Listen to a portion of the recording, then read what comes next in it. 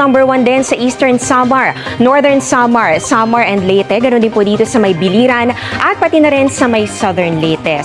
At dumating na nga ang bagyo. Eto na yata ang sinasabi na bagyong Christine. Signal number 1 dito sa Samar. Guys, bagyo na dito guys. Ayan, signal number 1 dito tayo. Ayan, so na natin guys. Ayan o, signal number 1. Sobrang lakas.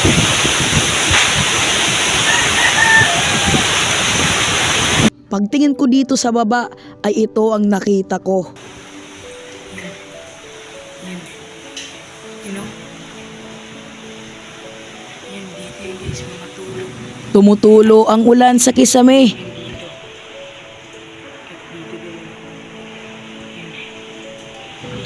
At pati rin dito sa bintana. At dito ay magluluto kami ng Lucky Me, pang umagahan namin. Dahil ang oras nito ay 6:30 AM pa lang. Duwa kung nala pagluto. Yan! Yan. Kanina ito. Wapagit ko siya. Guys, kuha pa tayo ng isa dahil nagkulang. Yan. Kuha pa tayo guys. Yan. Yan o, meron pa dito ng isa. Yan. Isa.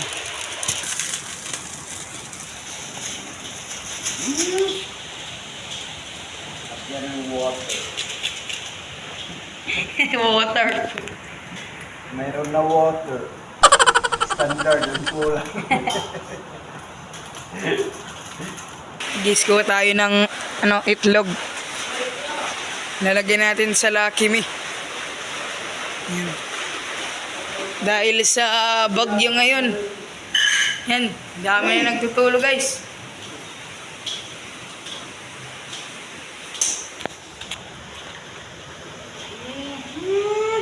Salap! Salap!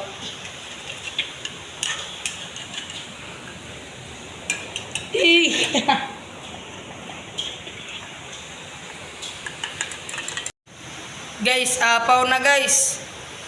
Ito ng kuhan. Ulo. Lami. Tayo. Ano?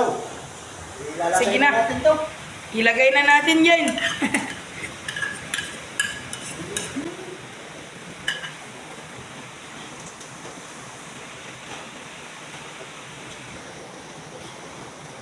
Kanig buti, kanig dako. Kanigda ko.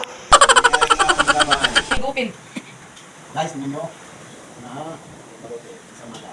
At nalang, may sabaw ng pinipinip. Tapos, kaligod ito sa ulo. Nalagay ko magburosan. Anong lawas?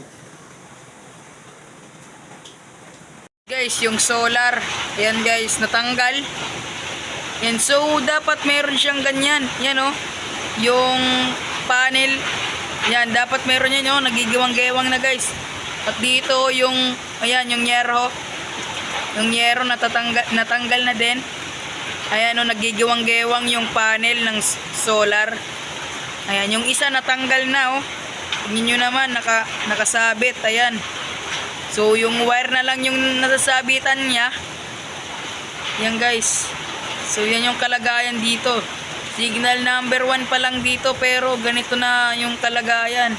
Ano, natanggal na yung kanyang, yan, yung pinakatakip niya dito. Ayan, yung dapat meron niyang ganito. So, natanggal. Ayan o, natanggal. And dapat meron siyang ganyan dahil dalawa niyang nakaano dyan. Para hindi naman dun makapasok yung tubig. Pero natanggal guys. Yan, so signal number 1 pa lang to. Malakas na. Yun yung kapayas. Ayan yung kapayas. Maganda pa yung kanina yung kalagayan. Ay, kahapon pala. Maganda yung kahapon yung kalagayan niya. At natumba. Ayun o, natumba guys.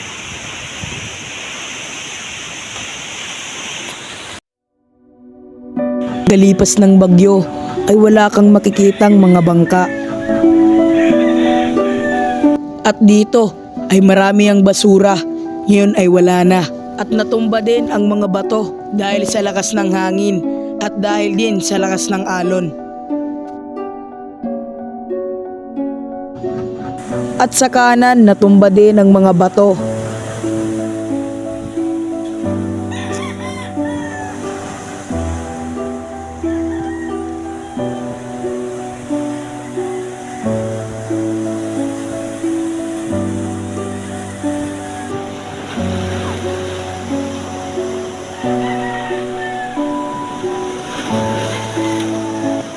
Kaya mag-ingat tayo at magdasal dahil meron na namang paparating na bagyong Leon. Hanggang dito lang ang video na ito. Kaya maraming salamat sa mga nanonood